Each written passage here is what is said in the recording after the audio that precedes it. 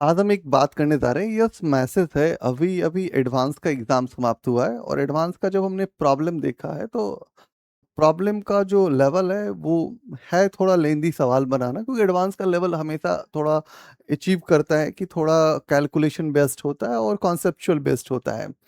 But problem क्या है कि लोग ट्रैक से थोड़ा मूव करते हैं, जैसे लाइक दैट्स कि अभी आप देखे होंगे थ्री डॉट करके एक चैनल है सर, वाई कुमार सर चलाते हैं। उन्होंने एक मैसेज रिलीज किया कि आप बहुत ज़्यादा पाथ फाइंडर्स जैसे किताबों पे मत मूव कीजिए, जस्ट आप मूव कीजिए एस.सी. वर्मा और इरोडोव जैसी किताबों को सर ने चूज़ किया है। तो सर का जो कोर आइडिया बेसिकली ये था कि पाथफाइंडर्स का जो सवाल है उसमें थोड़ा आपको कैलकुलेशन बेस्ड और कैलकुलस बेस्ड है, और वो एडवांस से थोड़ा ऊपर लेवल को टच करता है, जैसे लाइक दैट्स कि ओलंपियाड लेवल पे वो शिफ्ट करता है अपने आप को।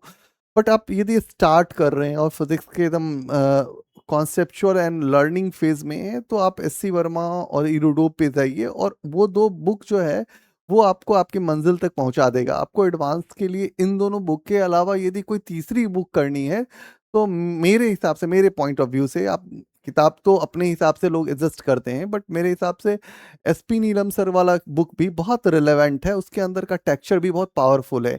और एस.सी. वर्मा तो ऑल एवरग्रीन है, उस बुक्स के बारे में तो कमेंट भी नहीं करना चाहिए। जितनी अच्छी प्रॉब्लम्स उसमें सेटअप है उसको आप यूटिलाइज कीजिए। उनका जो एंडिंग क्वेश्चंस होता है 45 46 के लेकर के 65 के बीच का, वो बहुत रिलेवेंट रहता है। उसके एक पाथ है, वो जिस पाथ को लेकर के आप समझ सकते हैं कि एडवांस की तैयारी कैसे करनी है। बाद में आप इरोडोब टेक्सचर को यूज कीजिए, इरोडोब को बनाइएगा, तो सारे क्वेश्चन से लगाने से अच्छा है कि उसके जो रिलेवेंट प्रॉब्लम्स हैं उनको आप सेलेक्ट करते हैं। काफ़ी लोगों ने उसके लिए प्लेलिस्ट बनाए हैं कि ये क्वेश्चंस इंपॉर्टेंट है। आपको पढ़ने के बाद भी थोड़ा आइडिया लग जाएगा। जब आप इसी पर पढ़ेंगे उसके बाद उस क्वेश्चन को देखेंगे तो आपको वो आइडिया माइंडसेट के साथ चला जाएगा। तो सर ने भी जो मैसेज किया वो बहुत सही है। थ्री डॉट वाले सर ने कहा मैसेज सही है। उनका कहना बहुत सही है कि आप लेंदी प्रॉब्लम्स में मत फंसिए। अभी यूट्यूब्स में बहुत बड़ा ट्रैपिंग दिख रहा है मुझे, कि काफ़ी लोग या तो बिलो रेंज में जा रहे हैं या अपर रेंज में चले जा रहे हैं। एक मिड रेंज जो एडवांस का होना चाहिए उसको लोग नहीं फॉलो कर पा रहे हैं। काफ़ी लोग जो कोचिंग इंस्टीट्यूट का भी एक अपना ट्रैप आउट है, मार्केट है, उन पे कमेंट्स करना भी उचित नहीं है। उनका अपना अपना सबका एजेंडा ऑफ द वर्क है, उस हिसाब से वो लोग फ्रेम करते हैं। बट जस्ट आप एक चीज़ समझिए कि यदि मुझे जेई एडवांस क्वालिफाई करना है तो मेरे लिए क्या क्या चीज़ का ज़रूरत है। तो मेरे लिए बेसिक्स तो बहुत नेसेसरी वाला पार्ट है। बेसिक्स के बाद थोड़ा अपर लेवल जा सकते हैं आप, बट बहुत ज़्यादा अपर लेवल जैसे कि पाथफाइंडर्स, बहुत लोग बोलते हैं कि शशि भूषण तिवारी बना लीजिए, बहुत ओडिसी बना लीजिए। यार इतनी सारी किताबें एक साल में फॉलो तो नहीं हो सकती है, तो कोई 2-3 किताबें आप कर सकते हैं। और जो भी किताब करे उसका क्वेश्चन पूरा करें। जैसे लगे आप एस.सी. वर्मा बना रहे हैं तो एक बार लाइन बाय लाइन सॉल्व कर लीजिए। 70 से 80 क्वेश्चंस रहते हैं उनके, तो उसको सॉल्व करने में भी आपका टाइम जाएगा, क्योंकि आप कोचिंग इंस्टीट्यूट या कहीं ना कहीं पढ़ाई करते होंगे, इंडिविजुअली पढ़ाई करते होंगे, तो उसको भी आपको फॉलो आउट करना होगा। उनके भी क्वेश्चंस को देखते होंगे, उनके पैकेज मॉड्यूल सब कुछ आपके पास रहता होगा। तो मेरे पॉइंट ऑफ व्यू से आपको सेलेक्टेड और बहुत ही एक वे, जो रोड मैप सही होना चाहिए। तो वो रोड मैप को एक बार आप खुद से भी एडजस्ट कर सकते हैं। आप बहुत ट्रैप अप में मत जाइए कि बहुत हाई लेवल जो क्वेश्चन पढ़ा रहा है वही एक अच्छा टीचर हो सकता है, वो ऐसा नहीं है। अब उसने लोगों को रुझाने के लिए या आपको उस तरह के माइंडसेट में लाने के लिए वो ऐसा काम कर रहा है कि देखो, हम एक ऐसा लेवल सेट कर रहे हैं जो अदर चैनल्स में वैसा लेवल सेट नहीं किया जा रहा है। बट वो शायद बहुत हद तक सही नहीं है।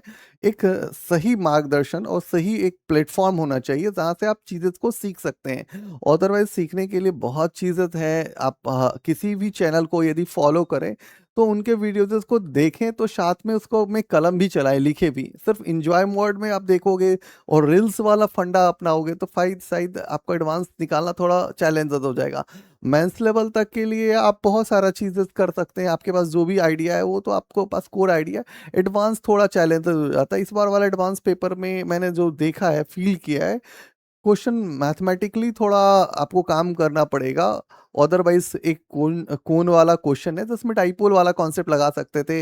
एक म्यूचुअल इंडक्टेंस और सेल्फ इंडक्टेंस का इनबिल्ट क्वेश्चन है। तो उसके बाद आपका एक दूसरा है कि रोटेशनल डायनामिक्स पे एक प्लेटफ़ॉर्म पे मूव करने वाला क्वेश्चन है। तो आप देखो कि उस तरह के रिलेवेंट प्रॉब्लम ही अपने को सेलेक्ट करने चाहिए। ऐसा नहीं कि बहुत हाई फंडा पढ़ने के चक्कर में हमारा जो रेंज है उसको हम मिस आउट करेंगे। तो ये मैसेज इसलिए इम्पोर्टेंट था कि मुझे लग रहा था कि ट्रैपिंग यूट्यूब्स पे भी हो रहे हैं। मुझे बहुत वो सही नहीं लगता है कि आजकल आप ट्रैप हो जाएँ और आपका 2 साल बर्बाद हो जाए। तो उस ट्रैप से थोड़ा दूर रहिए।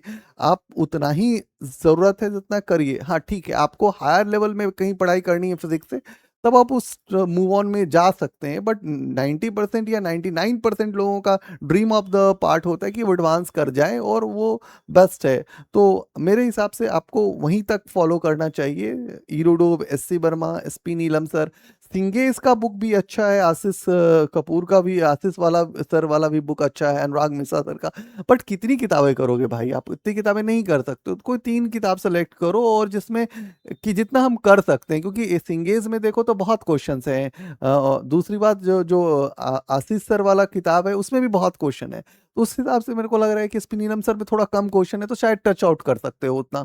तो मुझे लग रहा है कि उस हिसाब से आप अपने आप को स्ट्रक्चर बनाइए और एक स्ट्रक्चर बनाइए जिस पे आप फॉलो कर सकते हैं सब चीज़ें को। मुझे लग रहा है कि आपको कुछ लोगों का चैनल देखना चाहिए मेरे पॉइंट ऑफ व्यू से, तो थ्री डॉट सर का चैनल देख सकते हैं। एक और चैनल है जो एकदम बेसिक से एकदम समझना चाहते हैं हर चीज़ को, तो उसको देख सकते हैं। आशीष कपूर सर है, तो उन्होंने कुछ वीडियोज़ न्यूमेरिकल तो नहीं है उनके वीडियोज़ में, but theory wise, concept wise बहुत ही है। उसने रैसनिक्स और कई सारी किताबों को मिला करके जो कॉन्सेप्ट और रिलेवेंट बनाए हैं, उसको आप देख करके आप हैंडल कर सकते हैं।